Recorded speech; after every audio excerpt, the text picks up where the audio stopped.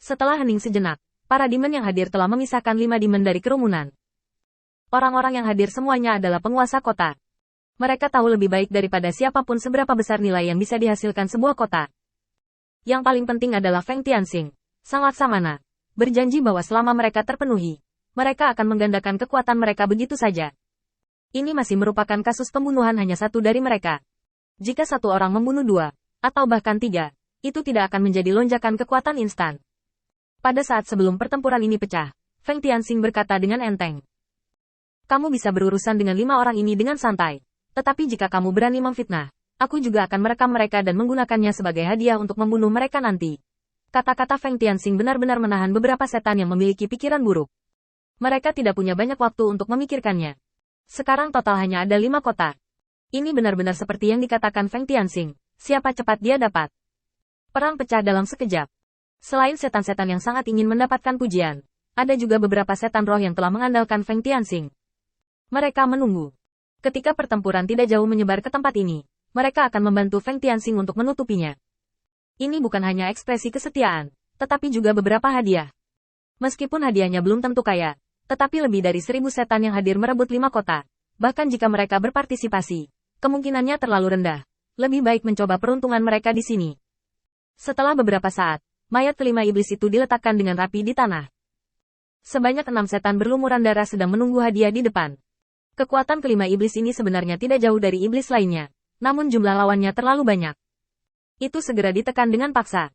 Ada 2 hadiah dari Demon Raja yang perlu disaring oleh Feng Tianxing. Tuan Laksamana, saya membunuhnya hampir bersamaan. Saya tidak tahu bagaimana membagikan hadiah ini. Hati kedua iblis ini agak tidak pasti.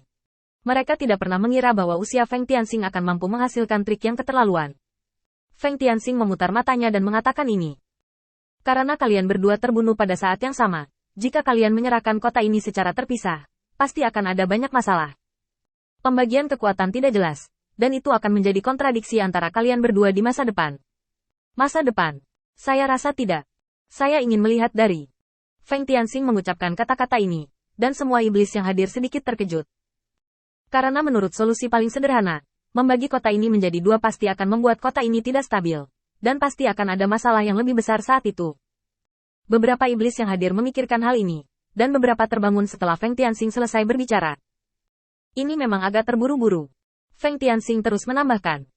Karena kalian semua adalah bawahanku, tentu saja aku tidak ingin melihat kalian saling membunuh.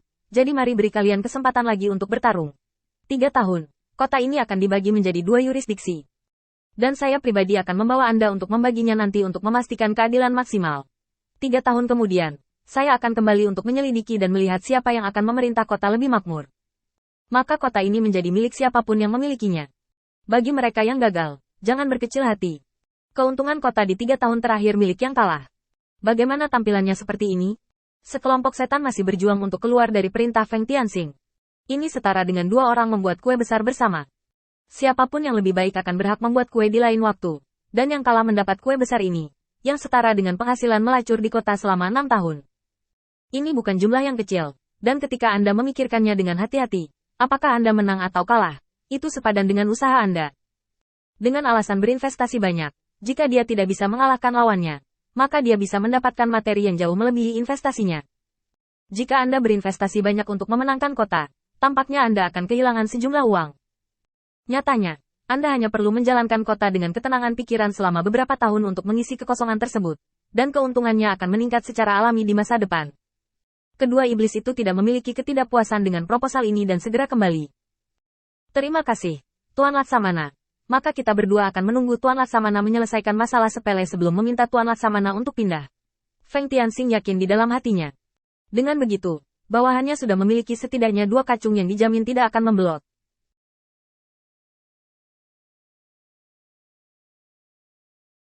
Selama posisi Laksamana mereka masih ada, mereka pasti akan mendukung keputusan Feng Tianxing. Melihat iblis lain yang hadir, Feng Tianxing membuka mulutnya.